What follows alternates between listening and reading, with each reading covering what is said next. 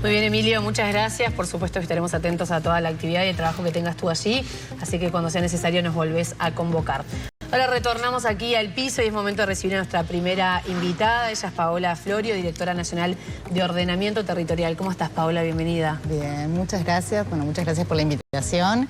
Un gusto. Acá estamos arrancando la jornada del feriado. Arrancando la jornada y te hicimos venir un 25. Muy bien. Tremendo, tremendo. No. Muy bien. Bueno, hay muchos temas para conversar con vos. La vivienda, el ordenamiento territorial de nuestro país, de nuestra ciudad particularmente, el interior del país, es bien importante, pero ustedes están planteando algunos desafíos en el marco de este bicentenario, ¿no? Medidas a mediano, corto y largo plazo. Son 7 puntos, digamos, nodales que están trabajando. Dentro de estos puntos está el problema de las inundaciones, ¿no? Y también lo que es el Programa Nacional para la Cuenca del Santa Lucía. Pero contanos un poco por qué estas 7 medidas, cuáles son los ejes principales. Bien, en esto, como primera reflexión que nos planteamos cuando asumimos estas 7 medidas, o esos 7 desafíos más que medidas en realidad son asociados a esto de que los territorios son la construcción social, ¿no? Los territorios son lo que somos y lo que fuimos siendo a lo largo de nuestra historia. Por eso también el hito de pensar en este proceso del bicentenario, le llamo proceso, porque en realidad la fecha fue de alguna manera acordada también en varias puntas. Y hemos ido a lo largo de la historia transformando nuestro territorio de acuerdo a nuestras necesidades, a lo que nuestra sociedad era. Uno pensaba, se imagina la Rambla de Montevideo que tenemos hoy, que es hermosísima.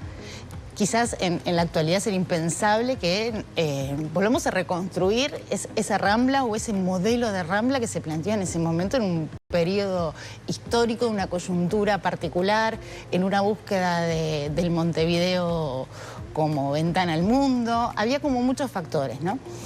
Y en esto, en esta acumulación hay 7 desafíos que para nosotros son claves. Por un lado, el entender y asumir la realidad que nos han planteado hoy en los que han sido las mesas de diálogo social, los resultados que volcó el censo, en donde tenemos una población que no crece, tenemos una población envejecida. Estamos hablando que en el 2070 la mayoría de la población va a ser de 65 años, por lo tanto necesariamente tenemos que pensar nuestros territorios y nuestros lugares de cara a esa población. Población que está eligiendo además otros departamentos, por ejemplo, y no Montevideo.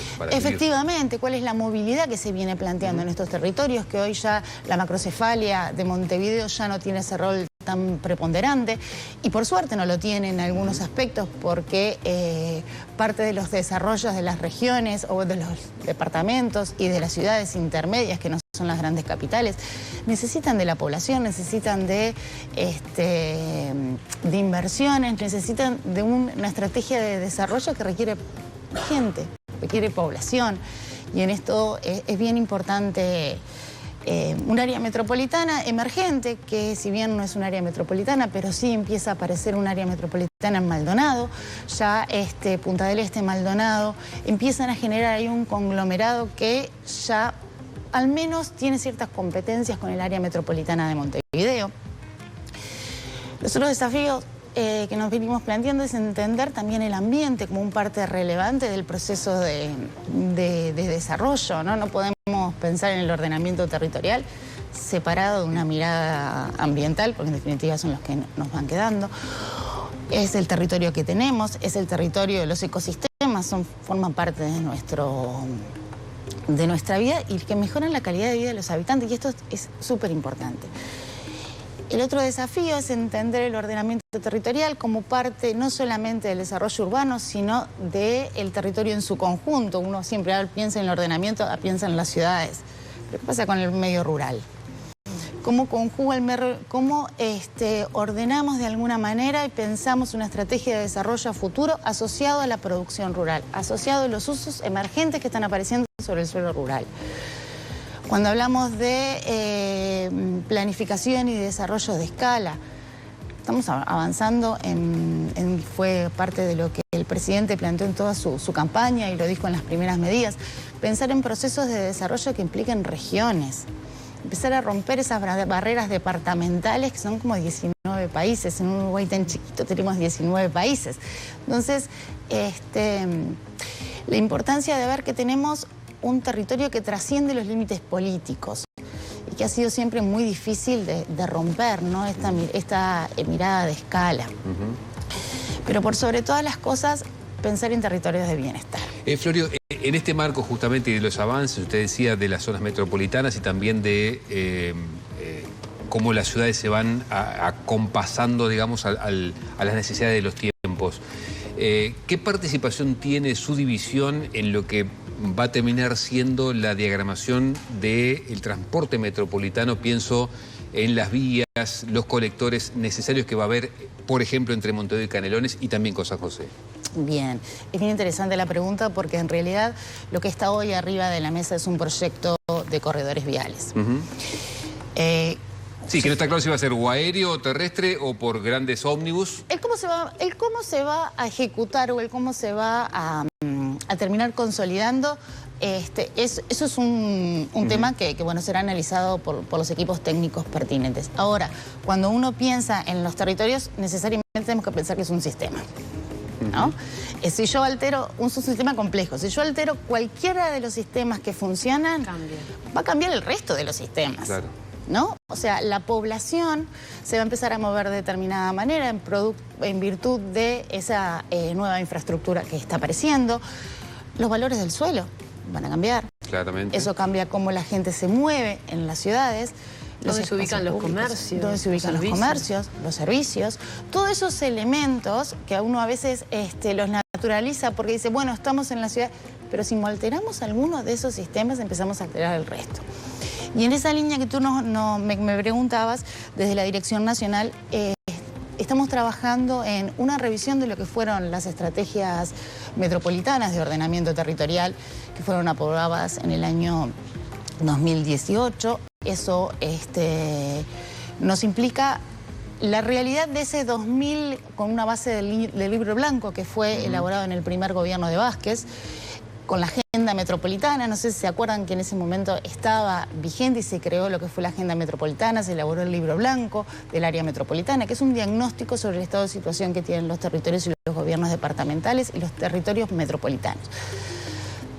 Ese libro hoy ya cambió, esa línea de base ya no está presente, por lo tanto, como primera instancia, trabajar sobre la línea de base de la nueva área metropolitana que tenemos arriba de la mesa, trabajar con los gobiernos departamentales fuertemente, Montevideo, Canelones, San José, como parte integrante de estos territorios, y trabajarlos en utilizar la herramienta de un instrumento de ordenamiento territorial que tiene,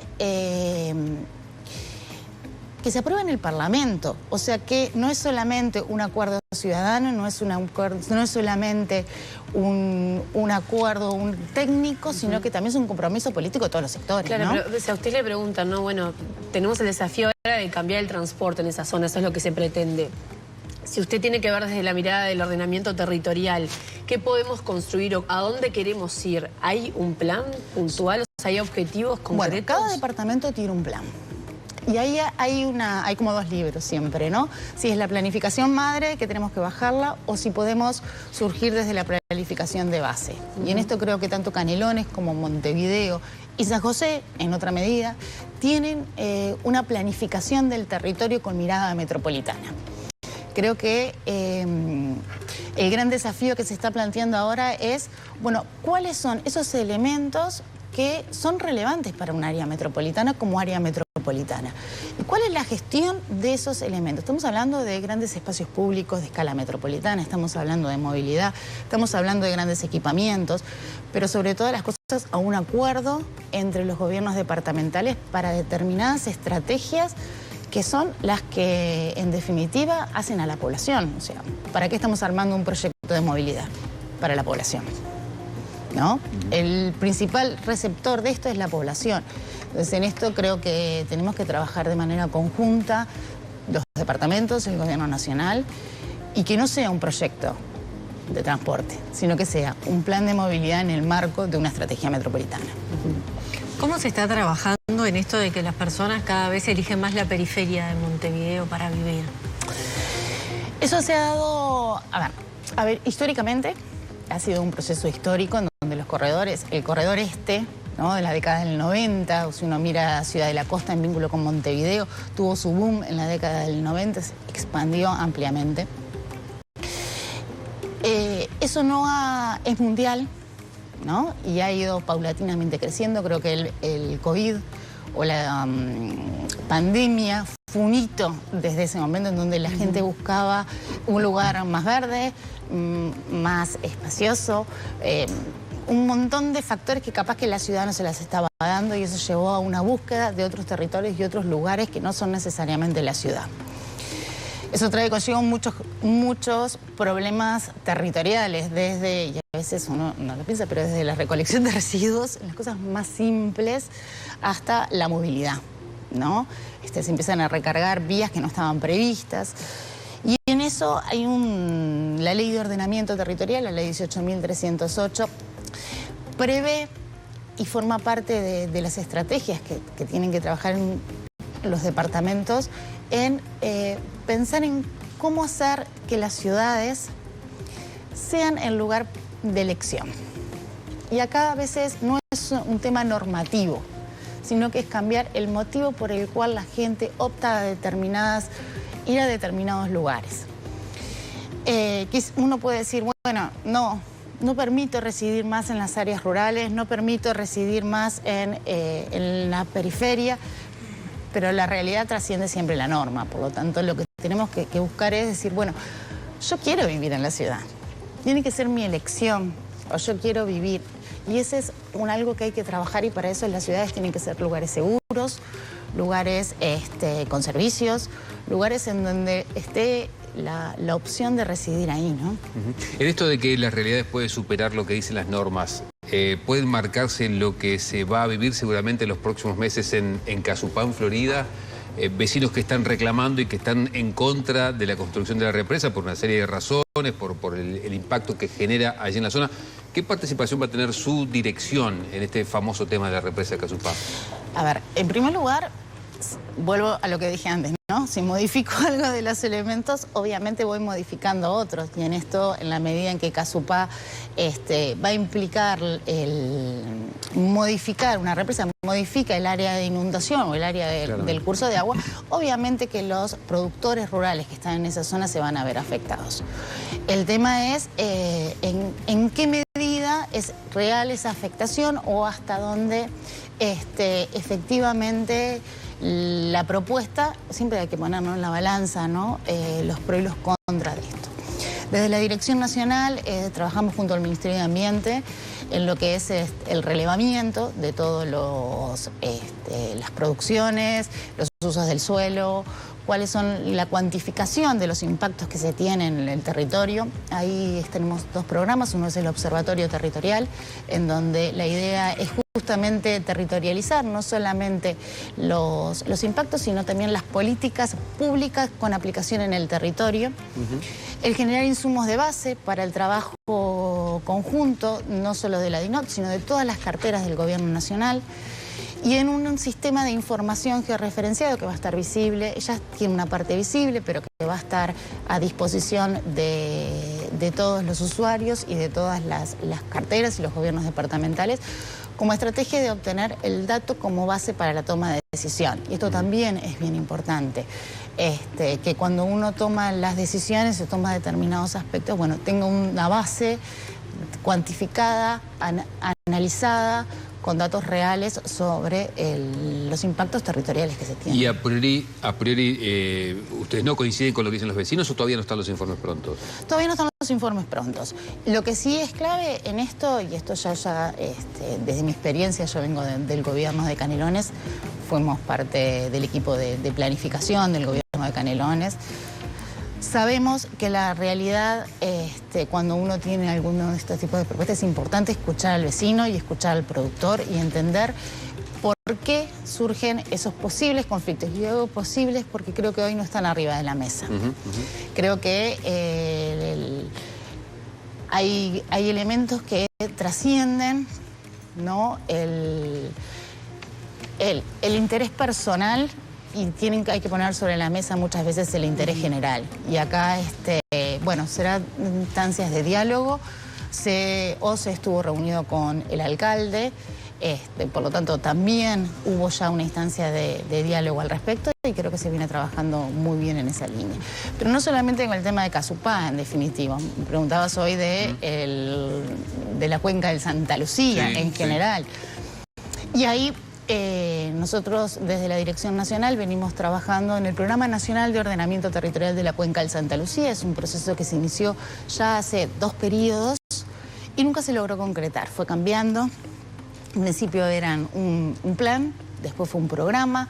Bueno, la realidad de los últimos años nos demostró que necesariamente tenemos que avanzar en una estrategia de planificación para la prevención de eventos como lo que sucedieron en la crisis hídrica, no solamente para la cantidad, sino para la calidad de agua. Y en esto venimos trabajando, bueno, con los gobiernos departamentales que tienen incidencia en esto y junto al Ministerio de Ambiente para trabajar el programa en coordinación con el plan de manejo del Santa Lucía, que viene trabajando la DINAVICE, y lo que son las comisiones de cuenca, que son una parte relevante en el proceso de generación y de producción de conocimientos del lugar. Directora, si uno piensa en vivienda y en desafíos territoriales en Uruguay, piensa también en asentamientos, ¿no? Que son un problema. Hoy hay 667 asentamientos irregulares con 2.114 personas comprendidas en 60.000 hogares. Estas son las cifras que tengo, usted me corregirá si son correctas. ¿Cómo están trabajando en este desafío?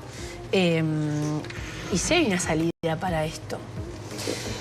Mira, justo ayer, hace unos días, estuvimos en lo que fue la presentación de APCO, de una propuesta por el tema de vulnerabilidad habitacional. Y hubo una cifra que me llamó muchísimo la atención, que quizás uno lo tenía, pero cuando te lo ponen adelante te das cuenta de la magnitud, del problema estructural que tenemos en asentamientos. Hablaba que 2.400 hogares anualmente pasan de la formalidad a la informalidad. Cuando hablamos que anualmente 2.400 hogares pasan de la informalidad de la formalidad a la informalidad, estamos hablando de un problema estructural. Estamos siempre resolviendo los problemas de vivienda desde atrás. ¿Esos son datos de Uruguay? Son datos de Uruguay. Esto a mí me asombró mucho ese número, no lo tenía arriba de la mesa, o sea, estamos analizando efectivamente si es así, pero lo transmitió APCU, lo transmitió Muncho, ¿no? Exactamente. El economista Ignacio Muncho. Exactamente. Entonces, creo que por lo menos es un número de atender. Por lo tanto, eso nos cambia el escenario de las estrategias, ¿no? Tenemos que trabajar en varias estrategias y no solamente en la dotación de vivienda. Tenemos que hablar también de cultura, de conocimiento, de educación. Tenemos que hablar de acceso a los servicios. Tenemos que hablar de mejoras de los entornos urbanos.